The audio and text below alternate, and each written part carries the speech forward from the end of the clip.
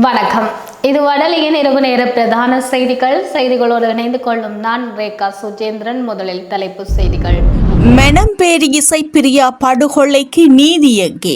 சபையில் சிவஞானம் ஸ்ரீதரன் எம்பி கேள்வி. வடக்கு வெளிநாட்டு முதலீடுகளை ஈர்த்தல் தொடர்பில் விசேட கருத்தரங்கு. அர்ஜுனாவிற்கு விதிக்கப்பட்டது தடை, சபாநாயகர் அதிரடி உத்தரவு. பெஞ்சமின் நெதன்யாகு தனது அதிகாரத்தை தக்க வைத்துக் கொள்வதற்காகவே காசா மீது மீண்டும் விமான தாக்குதல்களில் ஈடுபட்டார். இஸ்ரேலிய ஆர்ப்பாட்டக்காரர்கள் குற்றச்சாட்டு. தொடர்வது விரிவான செய்திகள்.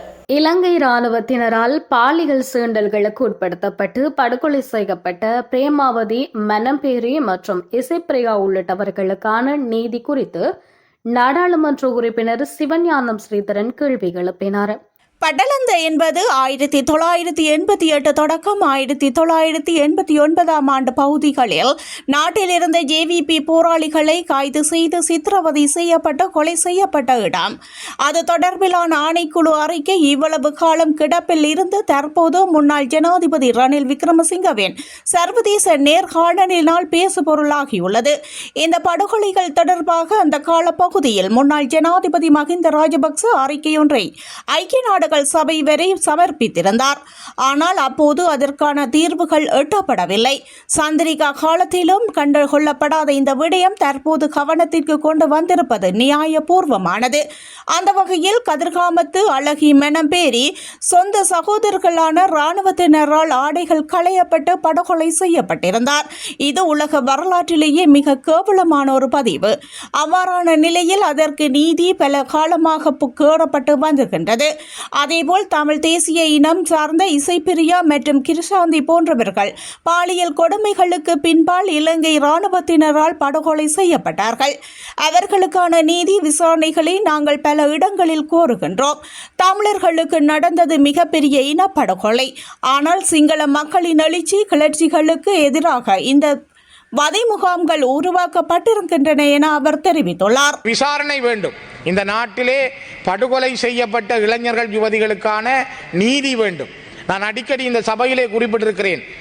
கதிர்காமத்தழகி மெனம்பேரியை சொந்த சகோதரர்களான இராணுவத்தினரே நிர்வாணமாக்கி படுகொலை செய்தார்கள் என்பது உலக வரலாற்றிலே மிக கேவலமான ஒரு பதிவு.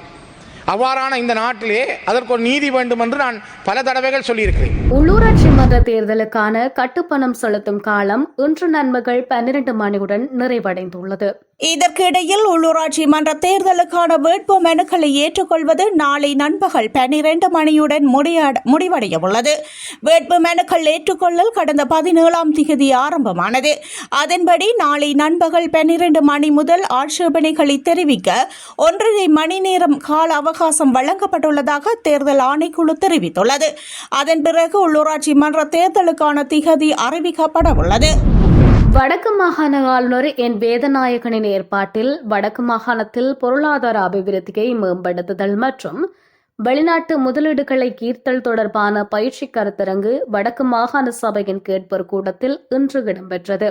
ஆரம்ப நிகழ்வில் வடக்கு மாகாண ஆளுநரின் செயலாளர் மு நந்தகோபன், வடக்கு மாகாண பிரதி பிரதம செயலாளர் திட்டமிடல் எம் கிருபாசுதன், பிரதி பிரதம செயலாளர் அலுவலகம் பொறியியல் சேவைகள் எந்திரி சுதாகரன், வடக்கு மாகாண ஆளுநரின் இணைப்பு செயலாளர் சர்வானந்த் ஆகியோர் பங்கேற்றனர். ஆளுநரின் செயலாளர் இந்த பயிற்சி கருத்தரங்கை ஆளுநர் ஒழுங்கு செய்திருப்பதன் நோக்கத்தை தெளிவுபடுத்தினார். வடக்கு மாகாண பிரதி பிரதம செயலாளர் திட்டமிடல் எம் கிருபாசுதன் வடக்கு மாகாணத்தின் ஒட்டுமொத்த நிலைமை தொடர்பில் சுருக்க விளக்கத்தை முன்வைத்தார். அதன் பின்னர் வளவாளர் கலாநிதி நவநீதன் அவர்களால் பயிற்சி கருத்தரங்கு நடத்தப்பட்டது. வடக்கு மாகாணத்தின் அமைச்சுக்கள் மற்றும் திணைக்களங்களில் அபிவிருத்தி மற்றும் திட்டமிடலுடன் தொடர்புடையதாக பணியாற்றும் திணைக்கள தலைவர்கள், அபிவிருத்தி உத்தியோகத்தர்கள் இதில் பங்கேற்றனர். சுகாதார தொழில் வல்லுநர்களின் ஒன்றியத்தினால் நேற்றைய தினம் ஆரம்பிக்கப்பட்ட அடையாள பணிப்புறக்கணிப்பு இன்று காலை 7 மணியுடன் நிறைவடைந்தது. கலந்துரையாடல் மூலம் தங்களது பிரச்சினைகளை பேசி தீர்க்க முற்பட்ட போதிலும் அதற்குரிய தீர்வு கிடைக்கவில்லை என சுகாதார நிபுணர்கள் கூட்டமைப்பின் தலைவர் ரிவி குமுதேஷ் தெரிவித்துள்ளார். எதிர்காலத்தில் தங்கள் பிரச்சினைக்குரிய தீர்வு கிடைக்கவில்லையாயின் சகல சுகாதார தொழிற்சங்கங்களையும் இணைத்துக் கொண்டு நாடளாவிய ரீதியில் பாரிய தொழிற்சங்க நடவடிக்கையில் ஈடுபட வேண்டிய நிலை ஏற்படும் எனவும் அவர் குறிப்பிட்டுள்ளார். தமிழர் விடுதலை கூட்டணி இம்முறை உள்ளூராட்சி சபை தேர்தலில் போட்டியிடாது என அறிவிக்கப்பட்டுள்ளது. தேர்தல் ஆணையாளர் நாயகத்திற்கு தமிழர் விடுதலை கூட்டணியின் செயலாளர் நாயகம் வி. ஆனந்த சங்கரி அனுப்பி வைத்த கடிதத்தில் இவ்விடயம் தெரிவிக்கப்பட்டுள்ளது. அந்த கடிதத்தில் இம்முறை உள்ளூராட்சி சபை தேர்தலை தமிழர் விடுதலை கூட்டணி தவிர்க்க முடியாத காரணத்தினால் நியமன பத்திரங்களை தாக்கல் செய்ய முடியவில்லை என தெரிவிக்கின்றோம் என்றுள்ளது. தமிழர் விடுதலை கூட்டணியின் நிர்வாகம் தொடர்பாக நீதிமன்றத்திலும் நிலுவையில் உள்ளமை குறிப்பிடத்தக்கது. யாழில் அண்மையில் கைது செய்யப்பட்ட யூடியூப் சேனலை நடத்தும் இளைஞனை எதிர்வரும் 2ஆம் தேதி வரை விளக்கமறியலில் வைக்குமாறு மல்லாகம் நீதிமன்றம் உத்தரவிட்டுள்ளது. இந்த நிலையில் குறித்த யூடியூபர் கடந்த மார்ச் மாதம் 9ஆம் தேதி பண்டத்தெரிப்பு பகுதிக்கு சென்ற வேளை இளைஞர்களால் மடக்கி பிடிக்கப்பட்டு இளவாலை போலீசாரிடம் ஒப்படைக்கப்பட்டார். விசாரணைகளை மேற்கொண்ட இளவாலை போலீசார் கடந்த 10ஆம் தேதியன்று அவரை மெல்லாகம் நீதிமன்றத்தில் முற்படுத்தினர். இந்த நிலையில் அவரை இன்று வரை விளக்கமறியலில் வைக்குமாறு நீதவான் உத்தரவிட்டுள்ளார். பின்னர் அவர் தொடர்பான வழக்கு இன்று நீதிமன்றத்தில் எடுத்துக் கொள்ளப்பட்ட வேளை எதிர்வரும் 2/4/2025 வரை மீண்டும் விளக்கமறியலில் வைக்குமாறு நீதவான் உத்தரவிட்டுள்ளார். அடுத்த 8 அமர்வு நாட்களில் நாடாளுமன்ற உறுப்பினர் ராமநாதன் அர்ச்சுனாவினால் நாடாளுமன்றத்தில் முன்வைக்கப்படும் கருத்துக்கள் மற்றும் உரைகளை நேரடியாக ஒலி செய்வதற்கு சபாநாயகரினால் தடை விதிக்கப்பட்டுள்ளது.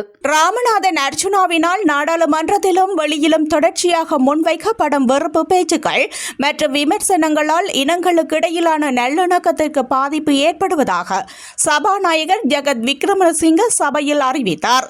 இதன்படி அவரது வெறுப்பு பேச்சுக்களை ஹென்சாட் பகுதியில் இருந்தும் நீக்குமாறும் அவர் இன்று பணிப்புரை விடுத்துள்ளமையும் குறிப்பிடத்தக்கது. கடந்த மாதம் 20ஆம் தேதி நெடுந்தீவு கடலில் எல்லை தாண்டி மீன்பிடியில் ஈடுபட்டிருந்த 6 இந்திய மீனவர்களில் 4 பேருக்கு 6 வருடங்களுக்கு ஒத்திவைக்கப்பட்ட 2 வருட சிறை தண்டனை வழங்கி ஊர்காவற்றுறை நீதவான் நிபந்தனையுடன் விடுதலை செய்தார். குறித்த வழக்கு இன்று ஊர்காவற்றுறை நீதவான் நீதிமன்றில் நீதவான் நளினி சுபாஸ்கரன் முன்னிலையில் எடுத்துக் கொள்ளப்பட்டது. வழக்கினை ஆராய்ந்த நீதவான் 6 பேரில் 4 பேருக்கு 6 வருடங்களுக்கு ஒத்தி வைக்கப்பட்ட 2 வருட சிறை தண்டனை வழங்கி நிபந்தனையுடன் விடுதலை செய்தார். இந்த 6 பேரில் 2 படகோட்டிகள் என்பதால் அவர்களுக்கு 6 மாத கடூழிய சிறை தண்டனை வழங்கி உத்தரவிடப்பட்டிருந்தது. அத்துடன் படகோட்டிகள் 2 தலா 4 மில்லியன் ரூபாய் அபராத தொகையும் விதிக்கப்பட்டது. இதனை செலுத்த தவறின் மேலும் 3 மாத சிறை தண்டனையை அனுபவிக்க வேண்டும் எனவும் நீதவான் நளினி சுபாஸ்கரன் உத்தரவிட்டிருந்தார். கடந்த மாதம் 20ஆம் தேதி நெடுந்தீவு கடலில் எல்லை தாண்டி மீன்பிடியில் ஈடுபட்டிருந்த வேளை இரு படகுகளுடன் கடற்படையினர் இவரை கைது செய்திருந்தமை குறிப்பிடத்தக்கது. கலனி பல்கலைக்கழகத்தின் தத்துவத்துறையின் உளவியல் பிரிவின் பிரதானி சிரேஷ்ட விரிவுரையாளர் கலாநிதி NTG கஜேந்திர குணேந்திர திடீர் விபத்தில் உயிரிழந்தார். மத்திய அதிவேக நெடுஞ்சாலையில் அவர்கள் பயணித்த வேன் லொரியின் பின்புறத்தில் மோதியதில் 46 வயதான விரிவுரையாளர் உயிரிழந்தார். விபத்தில் காயமடைந்த அவரது 3 பிள்ளைகள், மனைவி மற்றும் 2 பேர் தற்போது கொழும்பு தேசிய வைத்தியசாலையில் சிகிச்சை பெற்று வருகின்றனர். கொரோனாக்களிலிருந்து மீரிகம நோக்கி சென்ற வேன் ஒன்று நேற்று இரவு கட்டுப்பாட்டை இழந்து அதே திசையில் பயணித்த லொரியுடன் பின்புறத்தில் மோதியதில் இந்த விபத்து இடம்பெற்றுள்ளதாக போலீசார் தெரிவிக்கின்றனர். விபத்து தொடர்பான மேலதிக விசாரணைகளை மீரிகம போலீசார் முன்னெடுத்துள்ளனர். தொடர்வது வெளிநாட்டு செய்தி. இஸ்ரேலிய பிரதமர் பென்ஜமின் நெதன்யாகு தனது அதிகாரத்தை தக்க வைத்துக் கொள்வதற்காகவே காசா மீது மீண்டும் விமான தாக்குதல்களில் ஈடுபட்டார் என இஸ்ரேலைச் சேர்ந்த ஆர்ப்பாட்டக்காரர்கள் தெரிவித்துள்ளனர். இஸ்ரேலின் உள்நாட்டு பாதுகாப்பிற்கு பொறுப்பான புலனாய்வு அமைப்பான சின்பெட்டின் தலைவரை பதவி நீக்கம் செய்ய போவதாக இஸ்ரேலிய பிரதமர் அறிவித்திருந்த நிலையிலேயே காசா மீது விமான தாக்குதலை இஸ்ரேல் மேற்கொண்டது. இந்த வான் தாக்குதல் அரசியல் நலனுக்காக ஒரு கருவியாக பயன்படுத்தப்படுகிறது என்பதே யதார்த்தம். வெளிநாட்டு அச்சுறுத்தல்களை உருவாக்கி உள்நாட்டில் அரசாங்கத்திற்கு எதிராக குரல் எழுப்புபவர்களை ஜனநாயக விரோதிகள் என சித்தரிப்பதே அவர்கள் வளமையாக செயற்படும் விதம் என இந்த ஆர்ப்பாட்டங்களை ஏற்பாடு செய்தவரும் இஸ்ரேலிய கடற்படையின் முன்னாள் சிரேஷ்ட அதிகாரியுமான ஒராபெலெட் நாகாஸ் தெரிவித்துள்ளார். தொடர்வது விளையாட்டு செய்தி. தாய்லாந்தின் ராஜமங்கலம் விளையாட்டு அரங்கில் எதிர்வரும் 25ஆம் தேதி தாய்லாந்துக்கு எதிராக நடைபெறவுள்ள 2027ஆம் ஆண்டுக்கான AFC ஆசிய கண்ட தகுதிக்கான கால்பந்தாட்டத்தின் 3வது கடைசியுமான சுற்றுக்கு தெரிவு செய்யப்பட்டுள்ள இலங்கை குழாத்தில் அறிமுக வீரர்கள் 3 இடம்பெறுகின்றனர். இந்த தகுதிகான் சுற்றுக்கு முன்னதாக லாவோஸ் அணிக்கு எதிராக சர்வதேச சிநேகபூர்வ போட்டியில் இலங்கை வியாழக்கிழமை விளையாடவுள்ளது. இதனை முன்னிட்டு இலங்கையிலிருந்து சுஜான் பெரேரா தலைமையிலான 9 வீரர்கள், தலைமை பயிற்றுனர் மற்றும் உதவியாளர்கள் நேற்று முன்தினம் சென்றடைந்தனர். வெளிநாடுகளில் விளையாடி வரும் இலங்கை வம்சாவளியினரான 13 வீரர்கள் தத்தமது நாடுகளிலிருந்து லாவோஸை சென்றடைந்து இலங்கை அணியினருடன் இணைந்துள்ளனர்.